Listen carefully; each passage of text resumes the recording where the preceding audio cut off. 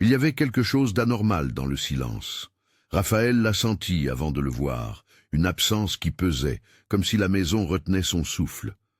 Le portail, habituellement fermé à clé, était entrouvert. La lumière de l'après-midi tombait en bande sur l'allée, et la vieille sonnette avait cessé de tinter depuis des semaines. Elle grinçait maintenant seulement, une plainte lente sous ses doigts, quand il la poussa du bout du pied. Il avait prévu de faire une surprise.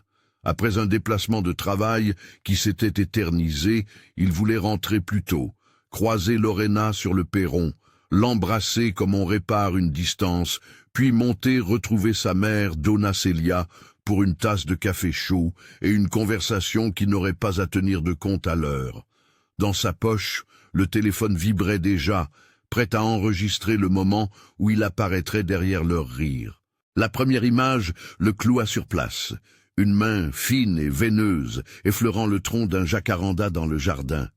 La main tremblait, puis il vit le corps, assis, la tête penchée, la robe froissée et le nœud des cordes autour des poignets. L'air lui manqua. À une dizaine de mètres, Lorena était debout, la voix coupante comme du verre brisé, le visage rouge, les cheveux pris dans la lumière. Elle criait quelque chose que Raphaël n'entendit d'abord que comme un grondement sourd. La scène tenait tout entier dans une fraction de seconde qui sembla se répéter. Donna Celia attachée, Lorena en position d'accusatrice, le portail entrebâillé derrière eux, comme si le monde avait poli le cadre pour que ce tableau précis s'y loge. Raphaël ne pensa pas à filmer. Le téléphone resta dans sa main, inutile. Le plan qu'il avait imaginé, sourire de surprise, baiser échangé, café partagé, se fracassa contre la réalité du corps de sa mère. Il se précipita. Ses pas sur le gravier furent nets, déterminés, mais sa voix hésita à trouver la forme qui correspondait à la chose qu'il voyait. Lorena, qu'est-ce que... Sa gorge se noua. Ces mots lui parurent petits face à la scène. Lorena tourna la tête. La surprise sur son visage se mua presque immédiatement en colère fébrile. Elle n'avait pas prévu qu'il entrerait si tôt. Ses yeux étaient des éclats. « Tu arrives ?»« Oui, » lança-t-elle, la voix haute, tranchante. « Tu arrives comme un héros, mais il faut que tu saches ce qu'elle a fait. Elle t'a volé, elle t'a pris de l'argent, Raphaël, tout cet argent que tu croyais perdu. » Sa phrase n'était pas une accusation, c'était une condamnation prononcée. Dans ses mains, elle tenait une liasse de feuilles chiffonnées, des relevés bancaires, pensa Raphaël, des papiers qui bruissaient comme des preuves. Donna Celia, les yeux mi-clos, murmura, comme si elle parlait à quelqu'un de loin, sans lever la tête. « Je l'ai fait pour toi. Je voulais que tu ne souffres pas. » Sa voix était faible, éclatée par l'effort de parler. Elle cherchait dans son regard cette autorisation qui lui donnerait le droit de tout expliquer. Raphaël sentit une chaleur rouler dans sa poitrine, une combinaison d'effroi et d'une colère sourde. Dans cet éclair, 1000 images défilèrent. Sa mère soignant les bobos quand il était enfant, remettant ses rêves à plus tard pour payer une école. La cuisine éternelle, où il avait appris à parler et à recevoir consolation. Il sentit aussi la colère qui montait. Pas seulement parce qu'on avait attaché sa mère, mais parce que quelqu'un, la femme qu'il aimait, l'accusait ouvertement, le jugeait et l'exposait à cette humiliation. Sans réfléchir, il se précipita vers elle. Les cordes cédèrent sous ses doigts, non par force, mais par la manière usée qu'avait Raphaël à défaire ce qui blessait. Il la libéra et la serra contre lui sans chercher à comprendre. Elle s'appuya comme on retrouve un appui oublié. Son souffle chevaucha le sien, court, étonné. Ses cheveux sentaient encore la lessive, quelque chose d'ancien et de doux, et cela le ramena soudain à un ordre de priorité qu'il n'était pas prêt à abandonner. « Tu vas bien ?» demanda-t-il, la voix réduite à un filet. Elle hocha la tête, incapable de sourire. Il effleura ses poignets, vérifia l'absence de marques récentes. Elle n'était pas gravement blessée, mais la gêne de ses mouvements racontait la violence. Raphaël sentit une nausée froide remonter derrière ses côtes, pas tant pour l'évidence physique que pour le renoncement moral qu'il percevait autour d'eux. Quelque chose de précieux avait été brisé dans ce jardin, et l'on ne pouvait pas recoller ça d'un geste. Lorena s'avança, le front plissé par la justesse de sa conviction. « Tu vois bien ce qu'elle a fait, Raphaël. Elle a pris ton argent, et pendant tout ce temps, elle t'a caché la vérité. On a des relevés, j'ai tout imprimé, j'ai essayé de te protéger, mais elle... » Ses mots tremblaient. Il y avait dans sa rage une sorte de panique. Pas seulement la volonté de faire payer, mais la peur d'un avenir compromis, d'un plan qui s'effondre. Elle semblait tenir entre ses mains non seulement des piles de papier, mais le poids de ce qu'elle croyait protéger. Raphaël sentit son regard balayer les feuilles que Lorena brandissait, et puis se perdre dans les yeux de sa mère. Les deux femmes se faisaient face comme deux pôles opposés d'une même tragédie. L'une qui accuserait pour exorciser sa peur, l'autre qui n'avait plus d'armes que des regrets. Entre elles, Raphaël se sentit soudain plus jeune et dépouillé, incapable de trancher net, incapable d'accepter l'évidence. Le voisin, Madame Béatrice, surgit presque sans bruit de derrière la haie. Elle avait entendu les cris, et fidèle à sa curiosité et à son bon sens, avait traversé le jardin en chaussons. Elle posa la main sur l'épaule de Raphaël, comme pour l'ancrer au présent. « Appelez la police », souffla-t-elle, comme si c'était la réponse unique à tout. Sa phrase fut comme un écho venant d'un autre monde, un monde où l'on répondait par des protocoles. Raphaël la remercia d'un signe de tête, mais il ne voulait ni d'un tribunal immédiat, ni d'un éclat public. Son esprit fonctionnait autrement. Il voulait des réponses, oui, mais il voulait d'abord comprendre avant d'abattre une sentence. C'était là la première décision cruciale, l'impulsion de crier, d'arracher Lorena par les cheveux, de la rejeter comme on rejette une chose impure, balaya son esprit en ondes rapides. Mais il la repoussa, non par faiblesse, par choix. L'urgence, pensa-t-il, n'était pas de punir mais de préserver. Il connaissait assez la douleur pour savoir que les actes faits dans la fureur laissaient des cicatrices plus difficiles à panser que les mêmes blessures initiales. « Laisse-la se calmer », dit-il à voix basse, en s'adressant autant à Lorena qu'à lui-même. « On ne règle rien en hurlant dans le jardin. Tu as des preuves, montre-les, mais pas comme ça. On écoute, on vérifie. » Sa voix retrouvait une autorité qu'il n'exerçait pas souvent, la voix d'un fils qui refuse de transformer sa maison en tribunal. Lorena vacilla comme si on venait de retirer à sa colère sa principale alliée, le chaos. Elle serra les papiers dans ses mains, hésitante, blessée. Donna Célia posa une main sur sa joue comme si elle voulait arrêter la scène par un geste.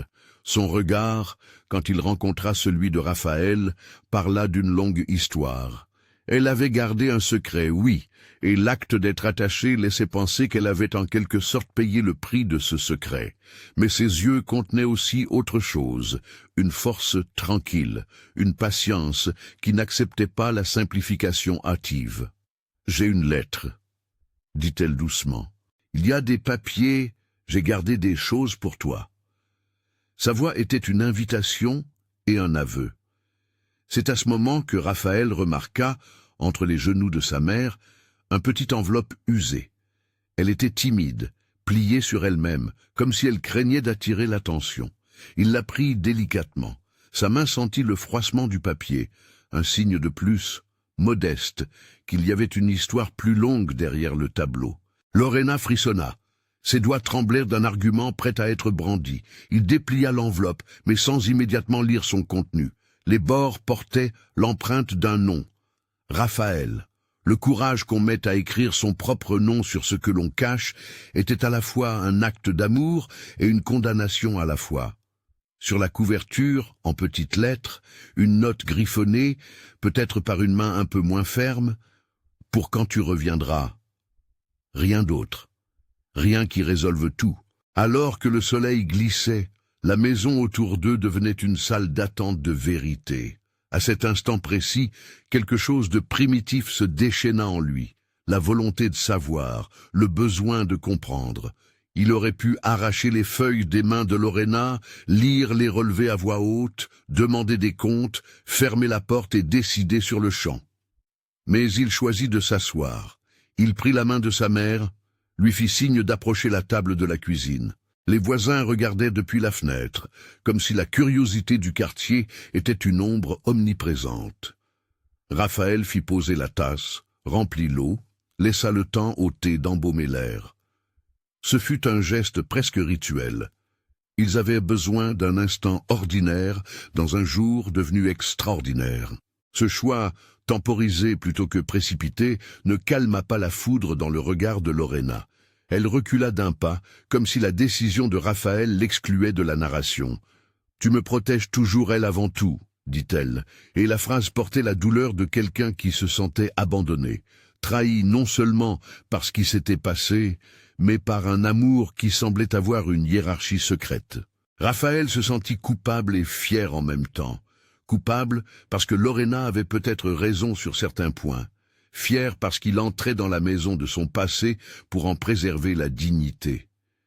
Il se surprit lui-même à se souvenir de petites choses. La façon dont sa mère mettait toujours 2 morceaux de sucre dans son café, la voix qui répétait « courage » avant les entretiens, le pull rafistolé qu'elle portait toujours en hiver. Ces images n'étaient pas des défenses contre la vérité, mais des cartes de navigation pour ne pas se perdre dans la furie. C'est alors que Madame Béatrice murmura, comme si elle lisait un panneau invisible, « Il y a toujours plus que ce qu'on voit ». Sa phrase fut simple, mais Raphaël y trouva la permission de chercher, pas de juger. Après ce premier bloc d'effroi et de confrontation, une invitation légère au calme sembla s'imposer. « Si cette histoire vous touche, pensa-t-il, mieux valait en suivre l'évolution. Si vous voulez savoir comment il va s'en sortir, abonnez-vous et restez pour la suite. » Ce fut une pensée fugace, presque absurde dans la situation, et pourtant elle avait quelque chose de vrai. Les histoires qui déchirent méritent qu'on les accompagne jusqu'au bout. Les papiers furent étalés sur la table. Lorena montra un relevé à Raphaël, des mouvements bancaires cernés de rouge. Les chiffres étaient là, froids et précis. Retrait, date, transfert. Elle pointa du doigt une somme qui, à première vue, aurait pu expliquer sa colère. « Tu as tout vu, non ?» dit-elle, la voix cassée. « Elle a pris ce qui te restait. Elle a menti. » Mais la façon dont elle présentait la vérité, comme une conclusion immuable, dérangea Raphaël. Il entendait la logique, mais il refusait d'accepter que les pièces s'emboîtent sans que l'on cherche à comprendre le mécanisme complet. Donna Célia prit une grande inspiration. Son regard alla chercher quelque chose dans un tiroir. Puis, revenant vers Raphaël. « Il y a des papiers », répéta-t-elle, avec une force soudaine. Elle fouilla un peu, les mains tremblantes, jusqu'à en sortir un petit cahier, où elle avait noté des dates, des noms, des rendez-vous. Les mots dans le carnet n'étaient pas ordonnés pour blâmer, mais pour expliquer, comme si elle avait préparé un récit pour un fils absent. L'écriture était serrée, économique, mais il sentit la sincérité dans chaque trait. Lorena, qui n'était plus dans la position d'accusatrice à outrance, prit une longue respiration. « Pourquoi ne l'as-tu pas dit plus tôt ?» demanda-t-elle. Sa question n'était pas seulement impatiente, elle était l'expression d'un effondrement, celui des plans qu'elle et Raphaël avaient peut-être imaginés ensemble. La question résonna dans la pièce comme une cloche. Donna Célia plongea son regard dans celui de Raphaël. « J'ai voulu te protéger de l'inquiétude », dit-elle, et sa voix se cassa sur les derniers mots. Elle parlait d'un père, d'un départ qu'il n'avait pas connu, d'un courrier jamais remis, de consultations médicales cachées. Ce que Raphaël tenait dans sa main, l'enveloppe, n'était peut-être pas seulement un aveu de détournement, mais un effort de mise en ordre d'un passé pour que son fils comprenne, au-delà des chiffres, les raisons et la peur qui avaient conduit à ses choix. Le jardin s'était transformé en une scène fragile. Les voisins, attirés par le tumulte, formaient un public discret, des visages dans l'encadrement des fenêtres. La rue retint son souffle. Raphaël fit un pas en arrière pour retrouver une distance, pour ne pas laisser sa colère décider à sa place. Il n'aimait pas la posture de juge, même si la justice lui semblait aujourd'hui désirable. Il avait appris à ses dépens que les décisions prises dans la hâte pouvaient creuser des fossés irréparables. Il choisit une autre voie, la preuve sensible. « Montre-moi tout », dit-il calmement, « pas comme une accusation. On va lire, on va vérifier les dates, on va comprendre. » Sa voix était ferme sans être dure. Lorena posa les relevés, mais sa mâchoire tremblait. Elle avait espéré, peut-être naïvement, une condamnation rapide, une adhésion immédiate à sa colère. Au lieu de cela, Raphaël avançait vers une lenteur qu'elle ne maîtrisait pas. Alors, il ouvrit l'enveloppe. Les premières lignes étaient lisibles, puis il s'arrêta. Le papier contenait une lettre sûrement écrite par Donna Célia, adressée à lui avec des mots de justification, des confessions, et surtout des noms. Des noms d'hôpitaux, des dates, des petits chiffres griffonnés à la marge comme des preuves d'une série d'événements. Mais il n'y avait pas encore de réponse simple. Il y avait seulement des motifs, et les motifs sont des chemins qui ne mènent pas nécessairement à des verdicts. Raphaël prit une profonde inspiration. La tension n'avait pas disparu. Elle s'était déplacée, désormais tournée vers la nécessité de comprendre le fond de la chose. Il savait, avec une certitude effrayante, que ce qu'il lirait dans la lettre pourrait changer la nature de deux relations, celle avec sa mère et celle avec Lorena. Il leva les yeux, cherchant dans le visage de sa fiancée une trace de ce qu'elle avait vécu avant d'en venir à l'acte extrême d'attacher sa belle-mère. Lorena, pour sa part, semblait se rendre compte que son geste avait franchi une frontière irréversible. Elle recula, la main tremblante, un souffle d'épuisement la traversant. Sa colère venait d'une peur originelle. Perdre la sécurité, voire s'effondrer un projet de vie. La violence dont elle avait usé, expliqua-t-elle plus tard, avait été motivée par une panique mal dirigée, par la sensation que l'injustice était trop grande pour être tolérée. Mais en ce moment, elle se retrouva face au vide de solutions immédiates. La lecture du début de la lettre laissa Raphaël sur un fil. Elle évoquait un homme absent, son père, des factures longtemps payées au prix de privations et de secrets, et surtout un acte de protection qui s'était transformé en mensonge. Les mots n'épargnaient ni sa mère ni elle. Il ne cherchait pas à se disculper à tout prix. Et c'est dans ce tremblement qu'il sentit la vraie dimension de la décision qu'il devait prendre. Garder la maison, protéger la dignité de sa mère et en même temps ne pas sacrifier sa propre vie affective sur un autel de certitudes hâtives. Il referma la lettre à demi-mot. Le jardin était encore plein de bruit, mais à l'intérieur de lui commençait une sorte de calme dur, décidé. Il savait qu'il allait devoir fouiller les dates, appeler des numéros, rechercher des témoignages. Il savait aussi qu'il devait tenir sa parole envers deux femmes dont les vies venaient de se croiser dans la plus violente des confusions. La colère devait attendre une vérité plus complète. Il y avait une main sur son épaule, celle de sa mère, et un regard sur son visage, celui de Lorena. Les trois étaient là, dans le même espace, avec des rôles qui tanguaient. Raphaël prit la décision qui allait définir le restant de leur histoire. Il ne briserait pas le lien en flammes par vengeance. Mais il ne laisserait pas non plus les choses en suspens. Il posa la lettre sur la table, sans la déplier davantage. « On va vérifier chaque chose, » dit-il, « ensemble. » Les mots tombèrent, clairs mais chargés. Ils n'étaient pas une fin. Ils étaient le commencement d'un chemin douloureux et long. Le soleil continua de glisser vers l'horizon, et la maison se prépara à une nuit pleine de questions qui ne seraient pas résolues en une seule conversation. C'est ici que le soir tomba sur eux, ici que la première partie de la vérité resta enfermée dans une feuille, une invitation à revenir, à écouter, à ne pas trancher sans connaître le cœur des choses. La nuit s'installa sans cérémonie, comme si la maison elle-même tentait d'oublier l'après-midi. Les voisins regagnèrent leur intimité, la portée des voix retomba, et dans la cuisine, le petit cercle de lumière autour de la table devint l'épicentre d'une vérité qui allait se déplier morceau par morceau. Raphaël posa l'enveloppe entre eux, comme on dépose un objet fragile sur un champ de bataille. Il sentit le poids d'un choix.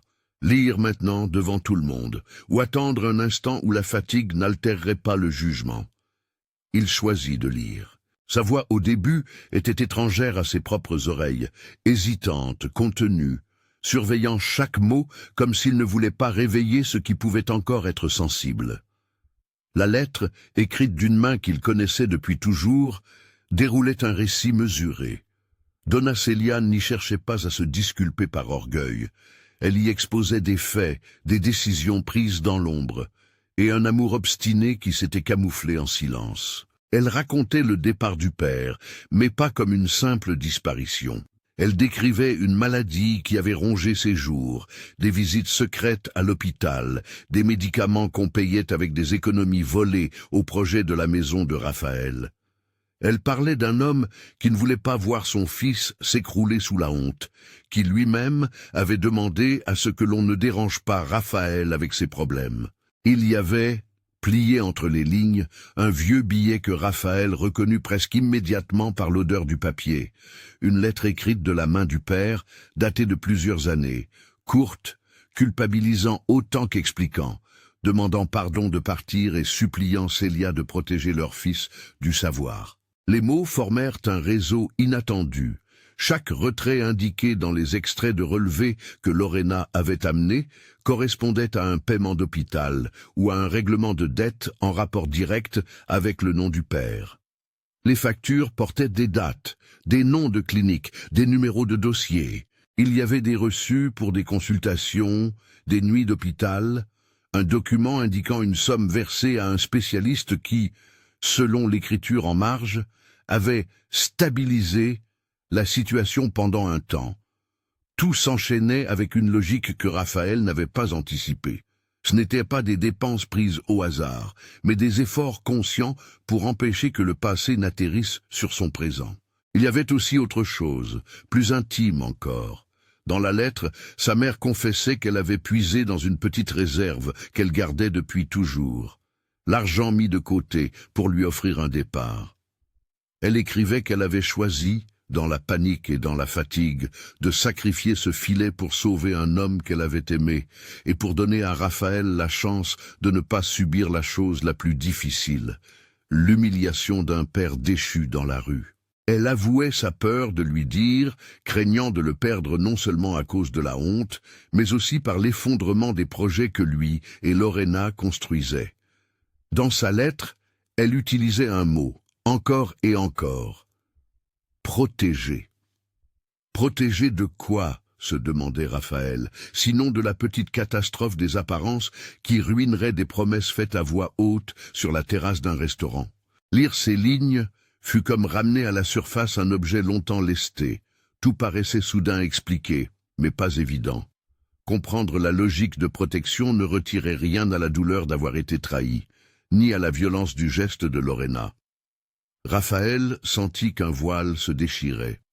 Il ne fut pas soulagé d'un coup, il ressentit plutôt une complexité plus grande, un mélange d'admiration, d'amertume, de colère contenue et de tristesse. Lorena, assise sur une chaise renversée, regardait les papiers avec une expression qui avait cessé d'être furieuse. Son visage se modifiait en quelque chose de plus patient. L'apparition d'un regret qui n'avait plus d'autre route que la contrition. « Je ne savais pas, dit-elle, dans une voix qui venait du fond. Ou peut-être que je savais, mais je n'ai pas cherché à comprendre. Je voyais des sommes qui disparaissaient. Je pensais que tu étais trahi à toute échelle possible. J'ai réagi comme une idiote. » Son aveu n'était pas une absolution. C'était une tentative de mettre un mot sur un geste qui lui échappait désormais. Madame Béatrice, qui n'avait jamais quitté le seuil plus loin que la fenêtre, déplia une veste sur ses genoux comme pour contenir des frissons. « Elle a agi avec peur, » murmura-t-elle. « La peur transforme des personnes raisonnables en foules qui frappent un cœur. » Ce n'était pas une justification, c'était une observation calme. Il y eut un long silence, ponctué seulement par le tic-tac d'une horloge un peu trop présente. Raphaël remit la lettre sur la table, les doigts comme si chaque bord du papier était une rive qu'il fallait tenir pour ne pas sombrer. Il pensa aux nuits de son enfance, la façon dont sa mère revenait toujours la dernière de la cuisine, avec une odeur de soupe et de lessive, ses mains marquées par le travail. Il pensa au père, à l'absence plus qu'à la faute, à la lettre rabougrie qu'il avait trouvée un jour, oubliée dans une paire de chaussures. Il pensa surtout à la maison, au lieu qui avait accueilli toutes ces décisions silencieuses. Il se leva, il avait besoin d'air, de marcher pour que les choses se remettent à leur place, ou qu'au moins il sente le sol sous ses pieds.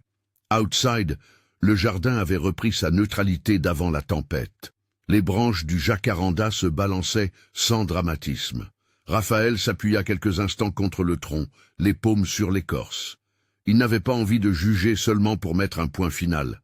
Il savait la facilité destructrice qu'il y avait à tout trancher d'un coup. Ses pensées allèrent à Lorena et à ce qui l'avait poussé à franchir ce seuil.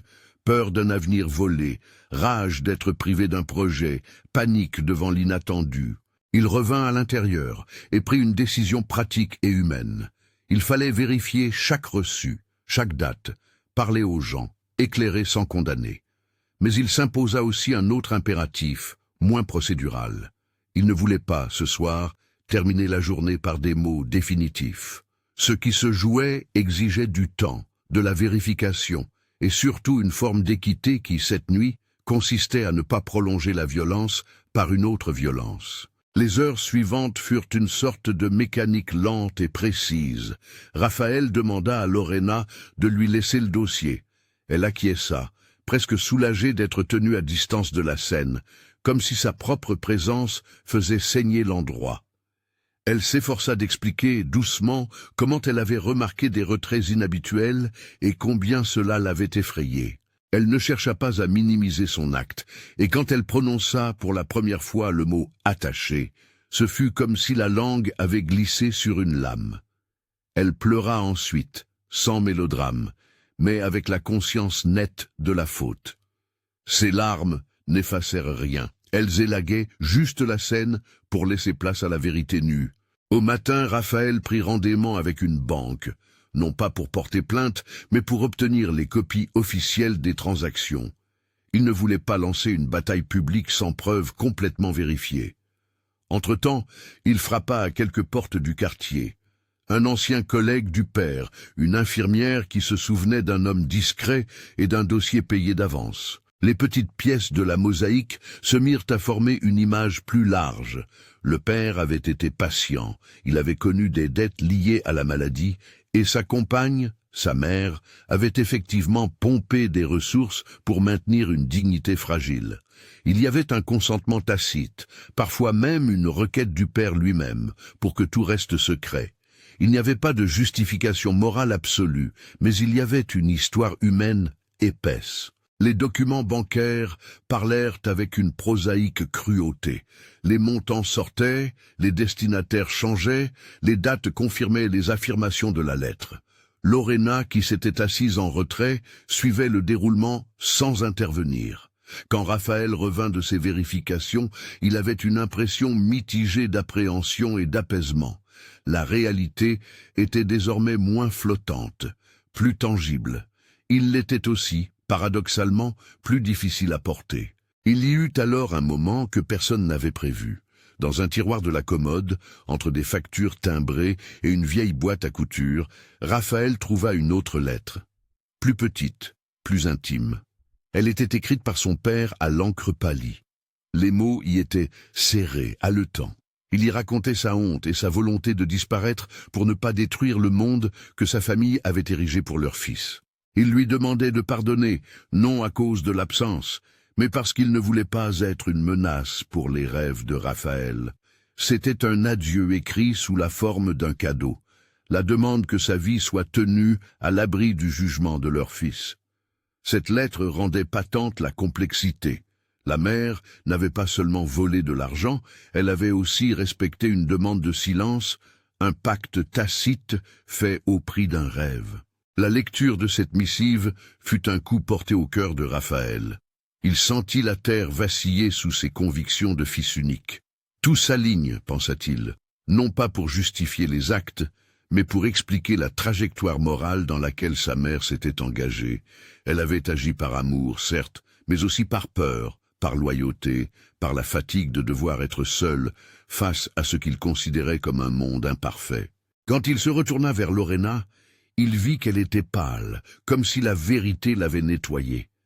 Elle se leva, s'approcha de Donna Célia, mais sans triompher. Ses mains tremblèrent quand elle voulut toucher la manche de la vieille femme, comme si le contact physique pouvait réparer plusieurs choses à la fois. « Je ne peux pas undo ce que j'ai fait, souffla-t-elle, mais je suis ici pour le reconnaître. je suis désolé. C'était une phrase petite, mais elle avait la grandeur de la contrition. Raphaël prit une décision qui surprit même ceux qui le connaissaient. Il refusa de faire de la maison un champ de bataille. Il choisit la responsabilité plutôt que la revanche. Il déclara à voix haute ce qu'il avait déjà compris au fond. Il aimait sa mère. Il aimait les vérités qui ne brisent pas immédiatement, mais il ne pouvait pas ignorer l'acte de Lorena. « Tu as dépassé une ligne, » dit-il, son regard clair. « Ce que tu as fait ne peut rester sans conséquence. Mais je ne veux pas répondre à la violence par une autre violence. Je serai ferme et je serai juste. » Sa manière de dire cela n'était pas théâtrale. Elle était décidée. La rupture fut annoncée le lendemain, dans la même cuisine qui avait connu tant de nuits et de journées. Raphaël expliqua, avec cette douceur qui n'était pas faiblesse, que le couple ne survivrait pas à ce qui s'était produit. Il ne chercha pas à humilier. Il ne voulut pas expulser Lorena comme on éjecte un intrus. Il lui proposa de partir avec dignité, de prendre le temps nécessaire pour se remettre, et il lui expliqua qu'il ne pouvait plus continuer la relation. Lorena écouta, elle hocha la tête, elle pleura sans gesticulation. Elle remercia Raphaël d'avoir choisi la décence plutôt que l'humiliation. Puis elle partit, lentement, rassemblant quelques vêtements et un sac, surveillance muette du monde qui la regardait. Elle quitta la maison en laissant une brosse à cheveux sur le comptoir, un petit geste qui semblait demander pardon et mémoire à la fois. Les semaines qui suivirent furent un lent chantier d'ajustement. Raphaël prit en main les questions financières, pas pour punir, mais pour réparer. Il remit en ordre les factures, régla certaines dettes, contacta des services qui pouvaient offrir un soutien à sa mère sans la ridiculiser. Il procéda à un acte symbolique et concret. Il remit la maison au nom de sa mère. Ce geste ne consistait pas simplement à signer des papiers et remettre des clés. C'était une restitution de dignité.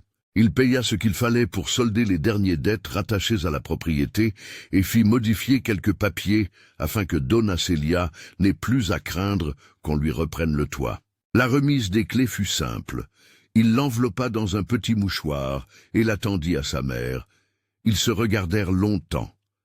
La maison, avec ses imperfections, ses coins où la peinture s'effritait, gardait pourtant l'empreinte de toutes les mains qui l'avaient aimé. « Tu restes, » dit-il, « c'est ta maison. » Elle prit la clé, la fit tourner entre ses doigts, comme si elle touchait pour la première fois un trésor qu'elle croyait perdu.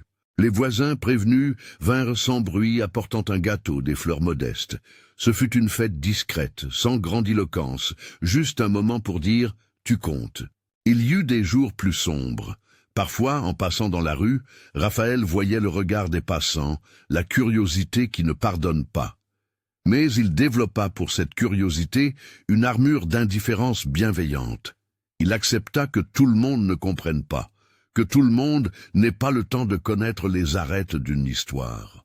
Il s'investit dans la relation avec sa mère d'une manière nouvelle. Il lui rendit des petits services, écouta ses histoires d'autrefois, prit des rendez-vous pour contrôler sa santé et surtout resta à ses côtés quand la solitude venait la trouver. Ils instaurèrent des rituels. Le dimanche, ils préparaient le café, ils rangeaient ensemble les photos anciennes et ils se racontaient l'un à l'autre ce qu'ils avaient été avant les blessures. Ces moments n'effaçaient pas le passé, mais ils cimentaient un futur. Quant à Lorena, sa vie prit la route du retrait et du travail. Elle se retira de la maison qu'elle partageait avec Raphaël, trouva un studio et un emploi temporaire. Quelques semaines après son départ, elle écrivit une longue lettre à Raphaël, non pas pour mendier un retour, mais pour expliquer, pour demander pardon et pour dire qu'elle cherchait à comprendre. Elle parla de pressions invisibles, de peurs que l'on porte parce que la sécurité nous a appris à la confondre avec le contrôle. Elle écrivit qu'elle regrettait l'avoir humiliée, d'avoir pensé que l'on pouvait réparer une trahison par la violence. Raphaël répondit une lettre simple, sans fioriture. Il y disait qu'il l'avait aimée et qu'il espérait qu'elle trouverait des moyens de reconstruire une vie sans faire du mal. Le fil de leur histoire n'était pas une réussite triomphale. Il restait plein de cicatrices, certaines visibles, d'autres que personne ne voyait. Mais il y eut des avancées qui tenaient de la bonté ordinaire. Donna Célia retrouva un médecin qui la suivit régulièrement. Une voisine vint lui tenir compagnie les après-midi où le silence devenait trop lourd. Et Raphaël, parfois, se réveillait la nuit en pensant au père et écrivait des lettres qu'il ne postait pas, des lettres où se combinaient le reproche et la nostalgie, la colère et la gratitude. L'un des instants les plus importants se déroula quelques mois plus tard. Raphaël et sa mère plantèrent un jeune jacaranda, pas loin de l'endroit où tout avait basculé. Ils l'installèrent en silence, avec des gestes presque cérémonieux. Il creusa le trou, elle remit la terre, ils arrosèrent. C'était un arbre fragile, mais il portait la promesse d'un ver à venir. « Ouais, pour que la maison continue, dit-elle, simple, les mains noires de terre. Ils rirent un peu, et la vie reprit sans éclat, avec une régularité humble. Il arriva un après-midi, bien plus tard, où Raphaël reçut un petit paquet sans adresse. À l'intérieur, une lettre signée du père, une dernière missive qu'il n'avait pas lue auparavant, et un petit objet, une montre au bracelet usé qu'il avait toujours porté autrefois. Le message était bref, il y confessait sa faiblesse, demandait pardon, et surtout priait pour que Raphaël tienne la maison et le cœur. La lettre n'effaça rien, elle rassit simplement une page mal tournée. Raphaël sentit son œil s'humidifier, mais il ne chercha pas à se perdre dans la douleur, il accepta la complexité. Les semaines continuèrent. Certains proches reviennent, d'autres restèrent à la marge. La réputation se recomposa vaguement, pas parce qu'on avait enterré la vérité, mais parce que l'histoire avait acquis une forme plus claire, moins romanesque. Les gens jugent vite, oublient plus vite encore. Raphaël s'aperçut que la dignité se recollait non pas par des proclamations publiques, mais par des gestes constants et modestes. Un soir d'hiver, alors que la maison embaumait d'un peu de soupe et d'un pain qui chauffait, Raphaël trouva sa mère, assise à la fenêtre, une vieille nappe sur les genoux, regardant la rue comme on attend un visiteur. Il s'assit en face d'elle. Ils parlèrent de choses ordinaires, de la voisine qui allait se marier, du garçon du café qui avait toujours une nouvelle chanson, de la radio qui passait un vieux morceau. La conversation glissa ensuite, naturellement, vers le passé. Il lui demanda, sans jugement, ce qu'elle avait espéré quand elle avait choisi de se taire. Elle prit le temps de répondre, chaque phrase pesée. « Je voulais te sauver du plus grand des chocs, » dit-elle. « Je croyais que, si tu gardais un avenir intact, tout serait plus facile. J'avais tort, mais je le referais pour toi. » Ces mots n'étaient pas une défense. C'était la confession d'une mère qui avait pris une décision impossible. Face à cela, Raphaël n'eut pas de grand discours moral. Il posa sa main sur la sienne et dit « Nous avons tous fait des choses par peur, mais je veux que maintenant nous les fassions par amour conscient. » La phrase fut une promesse légère, mais ferme. Ils restèrent un long moment ainsi, partageant le silence qui ne séparait plus. Avant que la scène se termine, il y eut un moment où la mémoire trouva la voie du pardon, non pas comme effacement, mais comme choix de ne plus faire du passé un barrage. Raphaël et sa mère décidèrent de faire quelque chose de concret pour symboliser cette volonté. Ils préparèrent un petit livret avec les reçus, les lettres et une explication des événements pour que, si jamais quelqu'un venait demander des comptes, ils puissent montrer la vérité, pas pour se défendre continuellement, mais pour garder intacte la possibilité d'un récit honnête. Ils classèrent les papiers, les scellèrent dans une enveloppe et la rangèrent dans un meuble. C'était un acte de soin, davantage qu'un acte légal, le soin d'un fil ténu qui unissait une famille. La vie, dans sa façon habituelle, poursuivit. Les saisons passèrent, le jacaranda gagna quelques centimètres, la terre se renforça. Des rires recommencèrent à traverser la maison, parfois timidement, parfois francs. Raphaël n'avait pas voulu d'un triomphe moral. Il voulait d'une dignité retrouvée, et pour cela il travailla tous les jours. Il prit la responsabilité de protéger sa mère, il refusa de transformer la douleur en spectacle. Un geste qu'il fit, et qui scella pour lui la fin véritable de cette histoire, n'était ni ostentatoire, ni spectaculaire. Un matin, il emmena sa mère au marché, comme il le faisait autrefois. Il acheta 2 pommes qu'ils partagèrent sur un banc. Ils parlèrent de rien et de tout. Dans un geste simple, Raphaël prit la main de sa mère, la serra et murmura « Merci d'avoir fait ce que tu pensais juste, même si c'était dur. Merci d'avoir aimé dans la maladresse.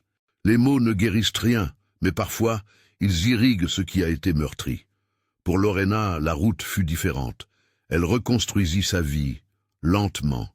Elle vint une fois, 6 mois plus tard, poser une petite boîte avec des gâteaux devant la porte de Donna Celia, un geste pour dire qu'elle pensait à elle sans demander à revenir.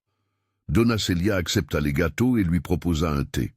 Elles restèrent un moment, silencieuses, partageant d'abord la tiédeur de la tasse. Il n'y eut pas de grands embrassades ou de réconciliations spectaculaires. Il y eut plutôt une conversation honnête où Lorena confessa ses peurs, ses pressions et le fait qu'elle avait besoin d'apprendre à être moindrement violente qu'elle ne l'avait été. Les 2 femmes ne redevinrent pas des amies, mais elles se tinrent l'une l'autre comme des êtres humains qui avaient traversé un orage. La fin de cette histoire n'offrit pas de revanche, ni un triomphe moral bruyant. Ce qu'elle donna fut plus rare, une consolation lente, le retour de la dignité et la mise en place d'une sécurité tangible. Raphaël avait pris la décision de protéger sa mère et de mettre fin à un amour qui, par ses actes, avait sombré. Il savait que certaines blessures laissent des cicatrices qui ne s'effacent pas. Il choisit pourtant de les regarder en face, sans les nier, et d'apprendre à vivre avec ce paysage modifié. La maison resta, avec ses marques, ses failles, ses histoires. Le jardin s'orna d'un jacaranda plus épais, plein de promesses. De temps en temps, des amis passaient, apportant des rires, des plats, et la vie continuait. Raphaël n'oublia pas la lettre du père, ni le poids de la décision de sa mère. Il ne garda pas la colère comme un trophée. Il préféra la transformer en une obligation douce, veiller, écouter, être présent. Si, en voyant tout cela, vous sentez la même tension qu'il a tendue durant ces jours, souvenez-vous que les vérités humaines ont souvent plus d'épaisseur que les verdicts hâtifs.